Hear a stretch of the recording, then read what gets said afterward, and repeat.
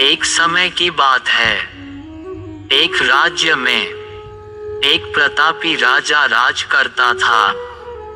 एक दिन उसके दरबार में एक विदेशी सन्यासी आया और उसने राजा को एक सुंदर पत्थर उपहार स्वरूप प्रदान किया। राजा वह पत्थर देख बहुत प्रसन्न हुआ। उसने उस पत्थर से भगवान विष्णु की प्रतिमा का निर्माण कर उसे राज्य के मंदिर में स्थापित करने का निर्णय लिया और प्रतिमा निर्माण का कार्य राज्य के महामंत्री को सौंप दिया। महामंत्री गांव के सर्वश्रेष्ठ मूर्तिकार के पास गया और उसे वह पत्थर देते हुए बोला, महाराज, मंदिर में भगवान विष्णु की प्रतिमा स्थापित करना चाहते हैं। 7 दिवस के भीतर इस पत्थर से भगवान विष्णु की प्रतिमा तैयार कर राजमहल पहुंचा देना। इसके लिए तुम्हें 50 स्वर्ण मुद्राएं दी जाएंगी। 50 स्वर्ण मुद्राओं की बात सुनकर मूर्तिकार खुश हो गया और महामंत्री के जाने के उपरांत प्रतिमा का निर्माण कार्य प्रारंभ करने के उद्देश्य से अपने औजार निकाल लिए। अपने औजारों में से उसने एक हथौड़ा लिया और पत्थर तोड़ने के लिए उस पर हथौड़े से वार करने लगा, किंतु पत्थर जस का तस ना हुआ। मूर्तिकार ने हथौड़े के कई वार पत्थर पर किए, किंतु पत्थर नहीं टूटा।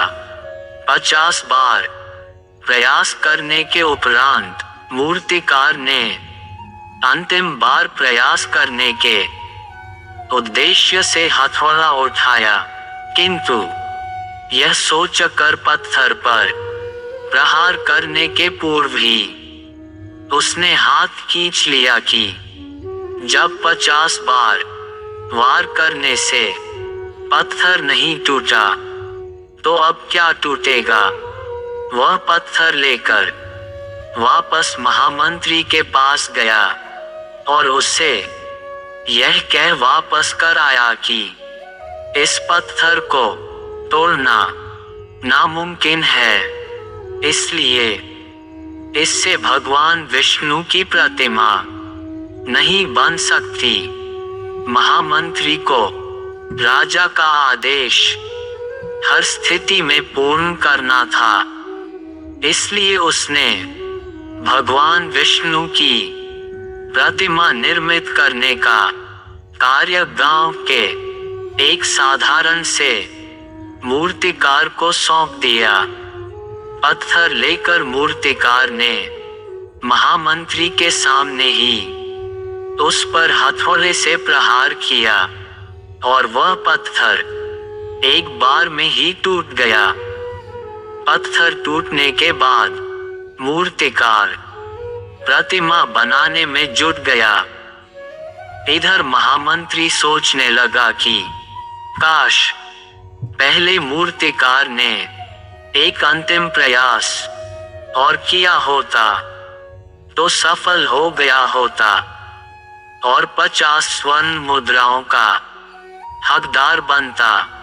मित्रों, हमें इस कहानी से यह सीख मिलती है कि हम भी अपने जीवन में ऐसी परिस्थितियों से सामना करते रहते हैं। कई बार किसी कार्य को करने के पूर्व या किसी समस्या के सामने आने पर उसका निराकरण करने के पूर्व ही हमारा आत्मविश्वास डगमगा जाता है और हम प्रयास किए बिना ही हार मान लेते हैं। कई बार हम 1-2 प्रयास में असफलता मिलने पर आगे प्रयास करना छोड़ देते हैं, जबकि हो सकता है कि कुछ प्रयास और करने पर कार्य पूर्ण हो जाता या समस्या का समाधान हो जाता। यदि जीवन में सफलता प्राप्त करनी है तो बार बार असफल होने पर भी तब तक प्रयास करना नहीं छोड़ना चाहिए जब तक सफलता नहीं मिल जाती।